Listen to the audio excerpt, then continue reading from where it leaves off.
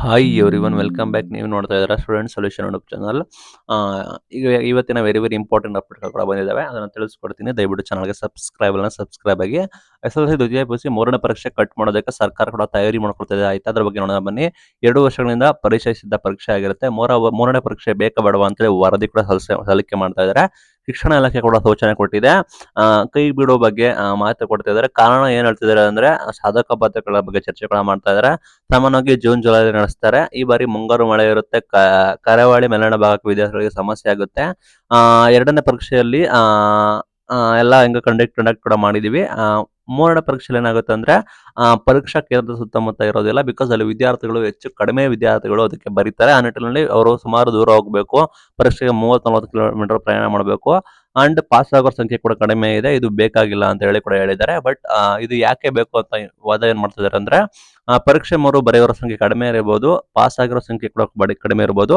ಇದರಲ್ಲಿ ಹೆಚ್ಚು ರಿಪೀಟರ್ಸ್ ಆಗಿರ್ಬೋದು, ಖಾಸಗಿ ಅಭ್ಯರ್ಥಿಗಳು ಅಂಡ್ ಯಾರೆಲ್ಲ ಒಂದೊಂದು ವಿಷಯದಲ್ಲಿ ಫೇಲ್ ಆಗಿರ್ತಾರೆ, ಅವರು ಕೂಡ ರಿಪೀಟರ್ಸ್ ಕೂಡ ಬರೀತಿರ್ತಾರೆ. ಆ ನಿಟ್ಟಿನಲ್ಲಿ ವಿದ್ಯಾಭ್ಯಾಸಕ್ಕೆ ಕೂಡ ಇದನ್ನು ಸಮಸ್ಯೆ ಕೂಡ ಮಾಡ್ತಾ ಇದ್ದಾರೆ ಅಂತ ಹೇಳಿದ್ದಾರೆ. ಒಟ್ಟಾರೆ ಸರ್ಕಾರಕ್ಕೆ ದುಡ್ಡಿಲ್ವೋ ಇಂಟ್ರೆಸ್ಟ್ ಇಲ್ವೋ ಗೊತ್ತಿಲ್ಲ. ಒಟ್ಟಾರೆ ಈ ರೀತಿ ಮೂರನೇ ಪರೀಕ್ಷೆ ಕಟ್ ಮಾಡೋದಕ್ಕೆ ತಯಾರಿ ಕೂಡ ಮಾಡ್ಕೊಳ್ತಾ ಇದ್ದಾರೆ.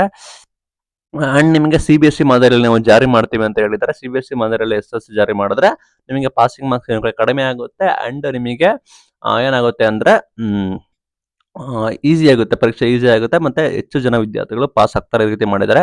ಸರ್ಕಾರ ಈ ರೀತಿ ಡಿಸಿಷನ್ ಕೂಡ ತೆಗೆದುಕೊಂಡಿದೆ. ವರದಿ ಕೂಡ ಸಲ್ಲಿಸಿದೆ. ವರದಿ ಕೂಡ ಮಾಡ್ತಾ ಇದ್ದಾರೆ.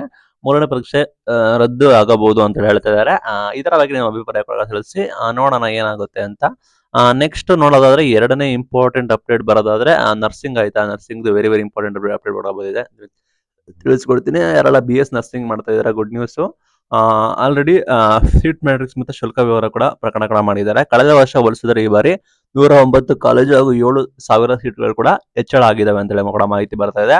ಕಳೆದ ವರ್ಷ 541 ಕಾಲೇಜುಗಳಿಂದ 24,642 ಸೀಟ್ಗಳು ಕೂಡ ಲಭ್ಯ ಆಗಿತ್ತು. ಇದರಲ್ಲಿ 12,970 ಸೀಟ್ಗಳು ಕೂಡ ಭರ್ತಿಯಾಗಿದ್ದು, ಈ ಬಾರಿ ಪ್ರಾಧಿಕಾರ ಬಿಡುಗಡೆ ಮಾಡಿರುವ ಮೊದಲ ಸುತ್ತಿನ ಸೀಟು ಹಂಚಿಕೆಯಲ್ಲಿ 650 ಕಾಲೇಜುಗಳಲ್ಲಿ KM ಮುಖಾಂತರ 31,658 ಸೀಟ್ಗಳು ಕೂಡ ಲಭ್ಯವಿವೆ ಅಂತ ಹೇಳಿದ್ದಾರೆ.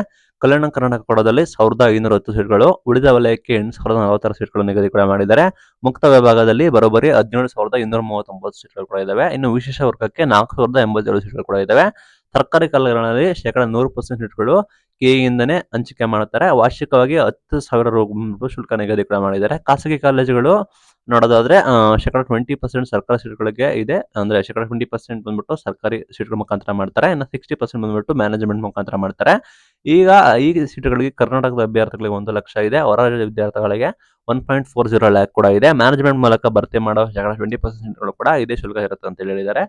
ಮ್ಯಾನೇಜ್ಮೆಂಟ್ ಫಿಲ್ ಕೂಡ ಮಾಡ್ತಾರೆ. CT ಮುಖಾಂತರ ಗೌರ್ಮೆಂಟ್ ಅಂಡರ್ CT ಮುಖಾಂತರ ಅಂದ್ರೆ ಪ್ರೈವೇಟ್ ಕೋಟ ಮಾಡ್ತಾರೆ. ಅಂಡ್ ನಿಮಗೆ ನೆಕ್ಸ್ಟ್ ಬಂದ್ಬಿಟ್ಟು ಉಳಿಯೋದೇ ಮ್ಯಾನೇಜ್ಮೆಂಟ್. ಈಗ 100% ಸೀಟ್ಗಳು ಕೂಡ ಇದಾವೆ.